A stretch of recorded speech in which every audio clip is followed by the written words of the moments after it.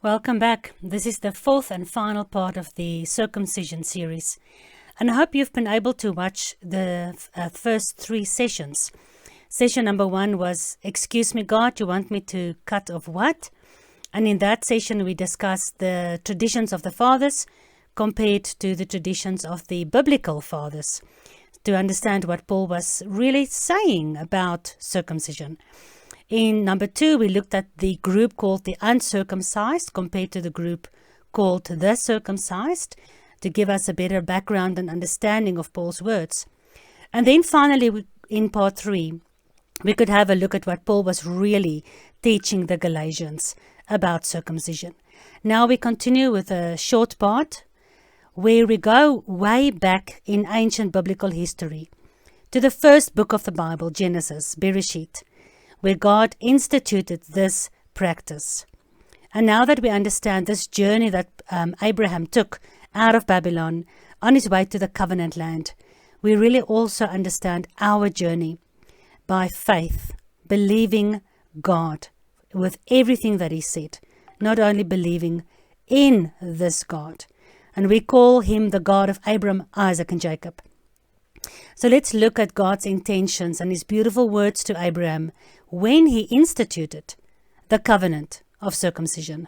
Genesis 17 verse 1. And when Abram was 90 years old and 9, so he was 99 years old, Yahweh appeared to Abram and said unto him, I am the Almighty Elohim. Walk before me and be perfect. And that word perfect has to do with being holy, set apart, separated from this world, walking in God's law, how He teaches you to walk. Genesis 17:2. And I'll make my covenant between you and me, and I will apply you exceedingly. So not only Abraham is God making covenant with you, but also with your seed.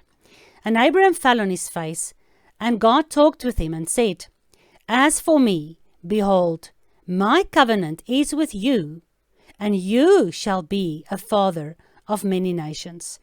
And this is the key to understanding this whole difficult discussion we've had regarding circumcision. Who are the seed of Abraham? Are it the people only who believe in God? Are it the people only who are circumcised? And we saw the difference between the group called the uncircumcision, the Gentiles, and the group called the circumcision, those who have been circumcised. And we looked in detail about what it really means to be the seed of Abraham, what it really means to be in covenant with God. Neither shall your name any more be Abram, but your name shall be Av-Rah-AM, for a father of many nations have I made you. So his name was Abram. When he came out of Babylon, he was Abram. He was Abram all the way until this day, years later, after God has journeyed with Abram for so many years, that God gave him not only a new name, but He also gave him His seal of His covenant. So the word Abram in the Hebrew has got the meaning of high father, because the root word is Abba. Abram is made out of Abba and Ram. So Abba, of course, means father. And then the word Ram, it's H7311 in the Strongs. And Ram or Rum means to be high, to be actively to rise or to be raised up, to bring up, to exalt, to extol, to give, to go up, to be higher. So Abram means, the name Abram means a high father, a raised up father. And now God adds a word, or a part of a word, Ham. The end of that is and means people, nation. Remember we had a look at Hosea 1 verse 9, where God said, the name of the child of Hosea who got married to the prostitute, the first child's name was Lo-Ami, for you are not my people.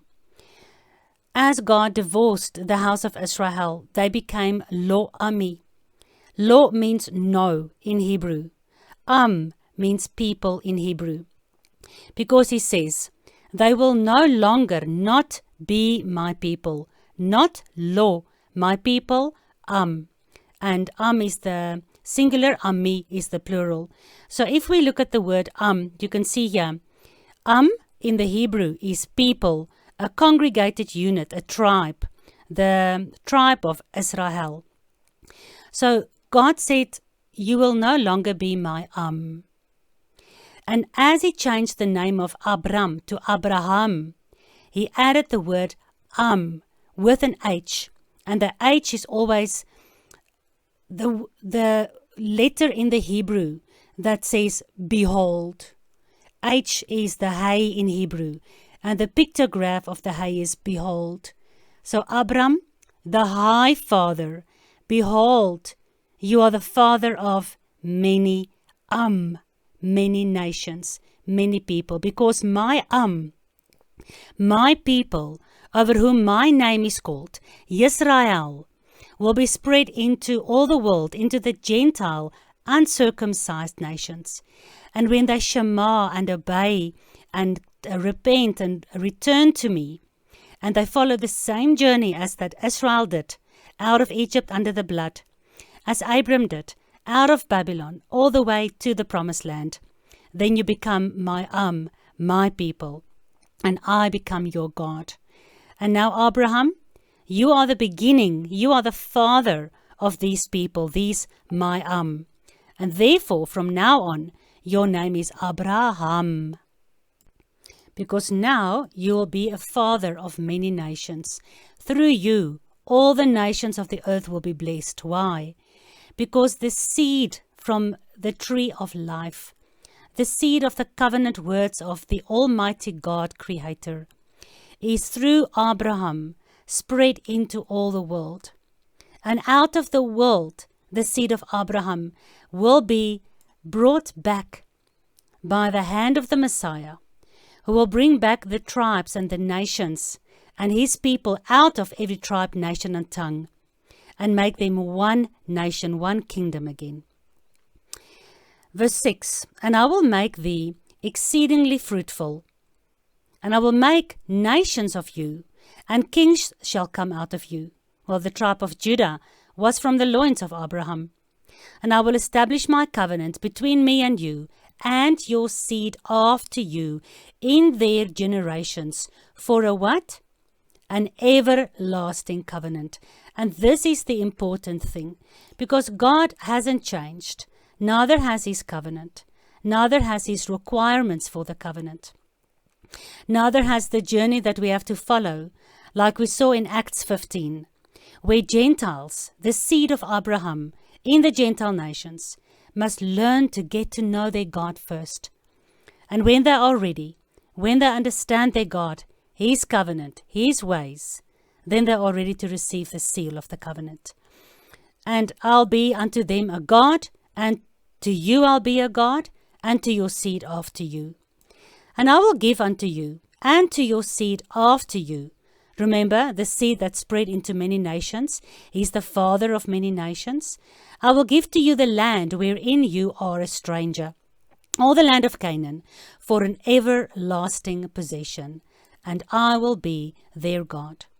And this is why Paul says in Romans 4 verse 11, Abraham received the sign of circumcision, a seal of the righteousness of the faith that he had when he was yet still uncircumcised, so that he can be the father of all them that believe, though they be not circumcised, that righteousness might be imputed unto them also.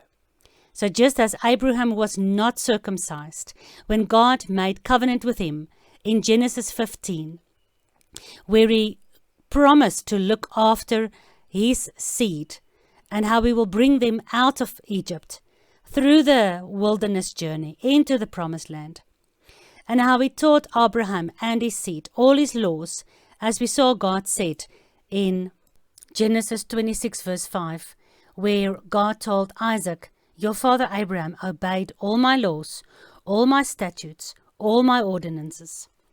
And so as we, who are still uncircumcised, as we realize what it means to come out of Babylon like Abraham, as we learn what it means to have a relationship with God, we also have the righteousness of Abraham, the righteousness that God clothes his people with.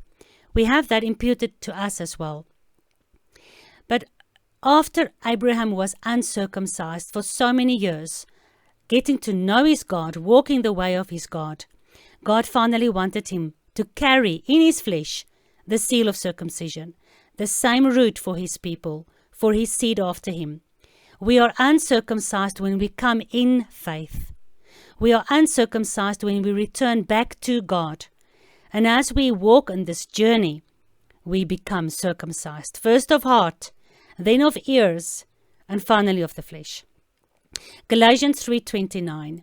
And if you be Messiahs, if you belong to Messiah Yeshua, then you are Abraham's seed, and you are heirs according to the promise.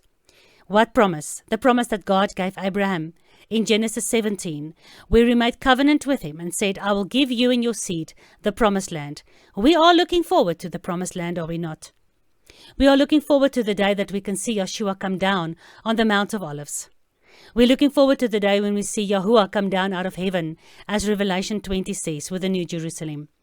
We are going to live in the promised land, each one sitting under his own fig tree, the lion, the wolf and the lamb laying together, and the lion eating grass like a cow. That's what the Bible says. That's where we're going. The covenant land is our end goal.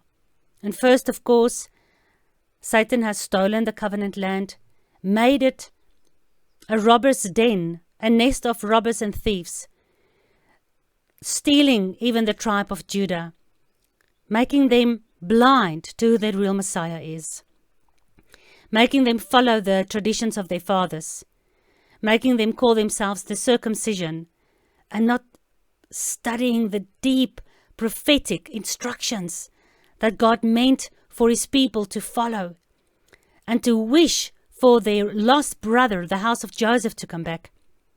But also the land has been stolen. The Bible calls her the whore of Babylon. You know, we don't have time to go into that. But when the covenant land has been cleansed, finally, the instructions that God gave to Joshua and to Israel was never completed. Yeshua will be the one who will cleanse the land and the world. And then he will institute the kingdom of David. And he will sit on the throne of David again, in Jerusalem, in the promised land, in the city where God chose to call out his name. And if we are in Messiah, meaning the same manifestation of God in the flesh since the beginning of time, the same Messiah who appeared in flesh to Abraham and ate lunch with him, that appeared in flesh to Jacob and had the wrestling with him, and even changed Jacob's name to Israel. If we are in Messiah, then we are Abraham's offspring, and we are inheriting the same promise, the promised land, and the covenant that God will be our God will be our God, and we will be his people. And now that you are belong to Messiah, you are the true children of Abraham. So going through the circumcision of the flesh, the heart, the ears, the whole covenant process makes you the true child of Abraham, the exalted father of many nations. And I hope you've also done the study about who is Israel, just to make sure that you understand who the seed of Abraham is. That is called the house of Judah, the house of Israel, and the house of Israel scattered into the Gentile nations. Just to make sure that the true children of Abraham are not those who walk around with black clothes and who follow the Talmud. But it's also not those who walk around with normal clothes and bow before Christmas trees. The true children of Abraham are those who has come out of all the traditions of the fathers that is vanity and lies on both sides of the coin. And those who come back into the covenant that God originally made with our father Abraham. And when we understand and love and obey this covenant, there's nothing more than a person would love to do than to receive the seal of this covenant. It's something to be proud of, not something to be called a curse, or to be called Jewish, or to be called wrong. Genesis 17:9, and God said unto Abraham, You shall keep my covenant therefore. What part must Abraham keep? You and your seed in all their generations. What must they keep? What is our side of the covenant to keep? Obey my voice, and you'll be my people, and I'll be your God. And this is my covenant, which you shall keep, between me and you, and your seed after you. Every man-child among you shall be circumcised, as a sign of the covenant. And what is the covenant? I'll be your God, and I'll give you the promised land. And you shall circumcise the flesh of your foreskin, and it shall be a token of the covenant between me and you. Circumcision is not something to smirk at. It is a token. It is the mark that God puts on his true children. That is what God says. It's not I'm that's saying it. So to blame me and to accuse me of promoting barbaric practices. Circumcision is only a barbaric practice when people do it with the wrong intentions, when some of the tribes do it with dirty tools, and they've never read the Bible. They don't understand what the circumcision of Yahuwah is about. It's a barbaric practice when you think only that you are hurting small baby boys. But when you know what God's true intention is with us, it doesn't ring barbaric. But the blood part, the little bit of blood that we spill as men, not we as women, but the small part that we bring into this covenant, God has sent his word to become flesh. If you're wondering what is this, it's my little baby dog that always sits with me. If you see any movement, he sits here in my jersey. God has made his word become flesh, and the blood that was spilled, like he promised in Genesis 15, when he walked the bloody path, that's his part that he spilled. And he's asking for a few drops, and we're going to look at the blood of the baby of 8 days old. We're going to have a look at that in the medical sense. It's not a barbaric thing. And I can understand why people think that. But then they don't know who this God is. They haven't done any of these Bible studies to understand the true meaning and intention of Yahuwah's token of his covenant. So the question is, what if you do not have this token? Are you then in covenant? And we want to tell the world, wake up, O Gentile world, you who are still strangers to the covenant of promise. Remember Ephesians 2 that we had a deep look into. Wake up, O Gentile world, because if you're a stranger to the covenant, then you'll call it barbaric. Then you'll call it Jewish. Then you'll call it Old Testament. You'll call it a curse, because you're a stranger to the covenant. But when you can come into covenant with Yod-Heh-Vav-Heh, the Almighty, then you're no longer a stranger. Then you are a true child. You are true children of Abraham. And then Abraham didn't have a problem to do the circumcision. And neither will we when we have woken up to the covenants of promise. Genesis 17:12. And he that is 8 days old shall be circumcised among you, every man-child in your generations.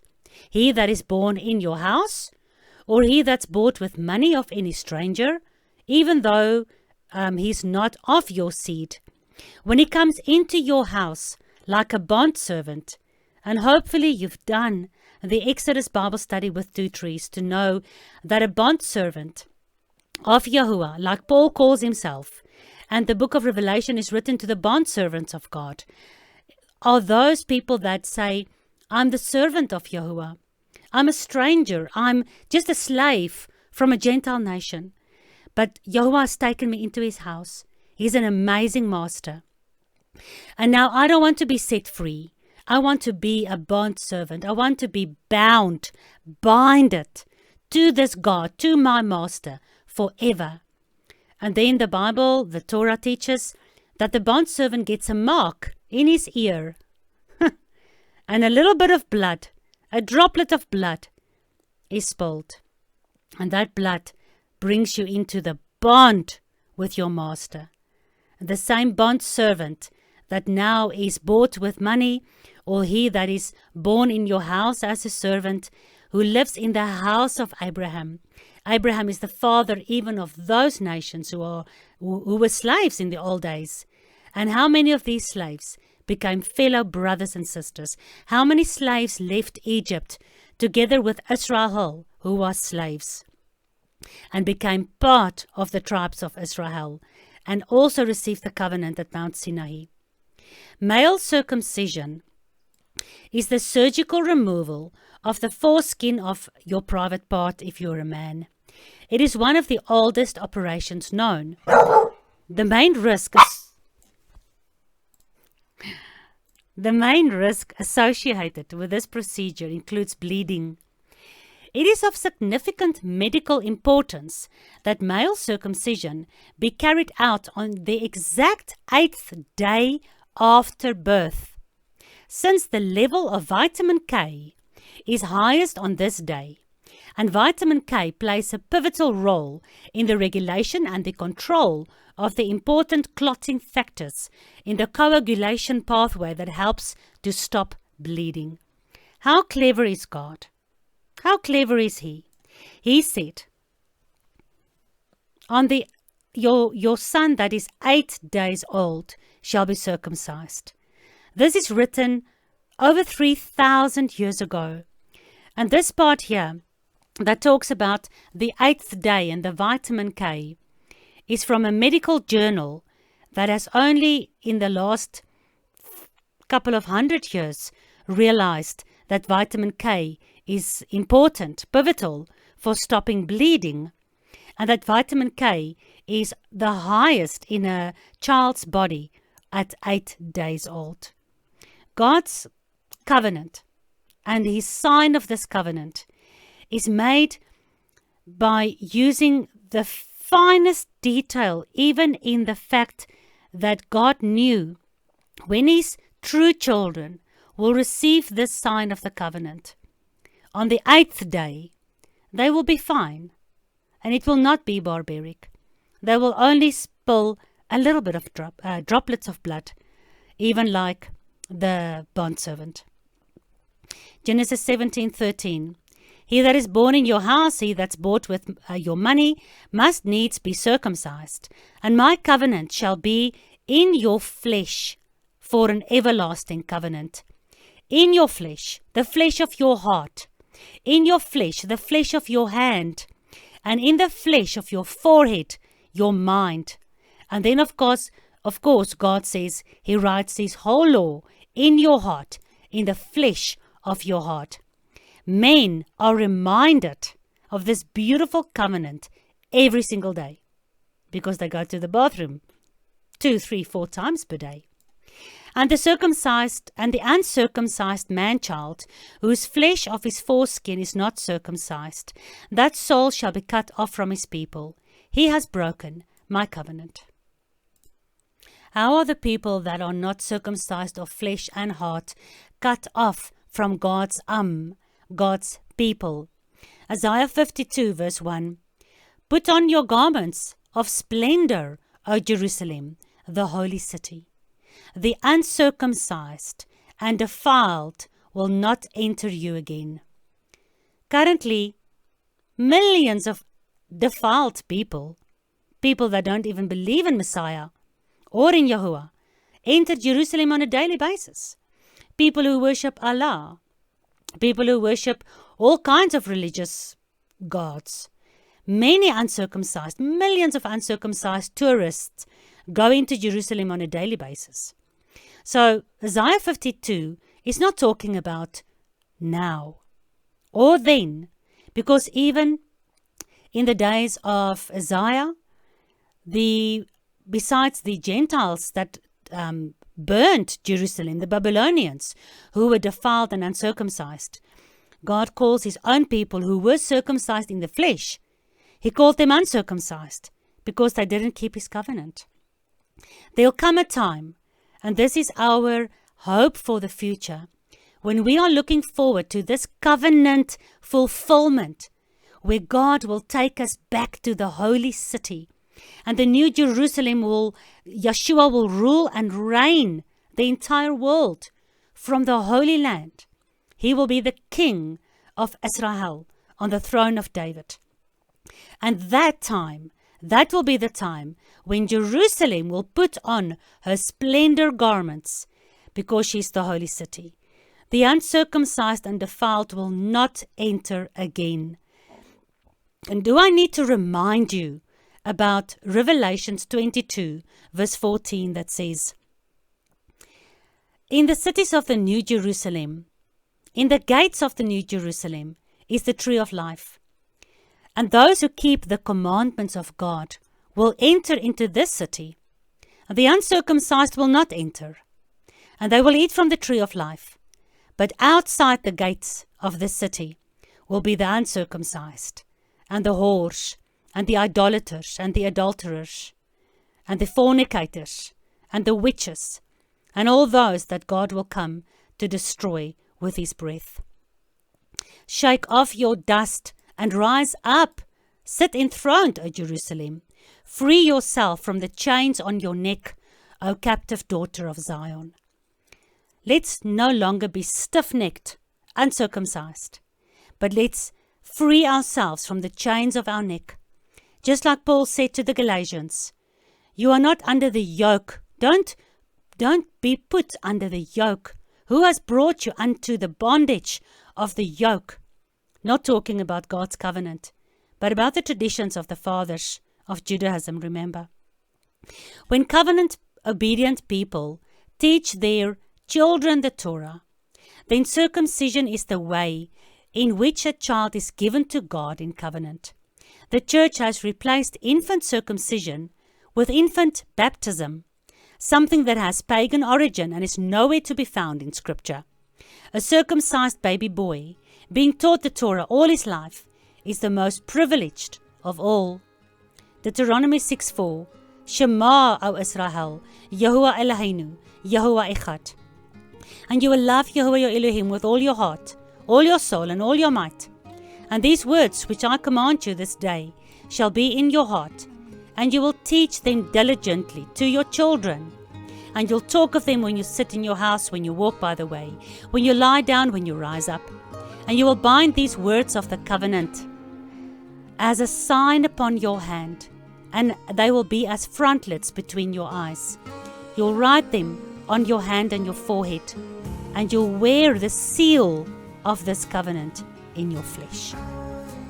So, excuse me, God, you want me to cut off what?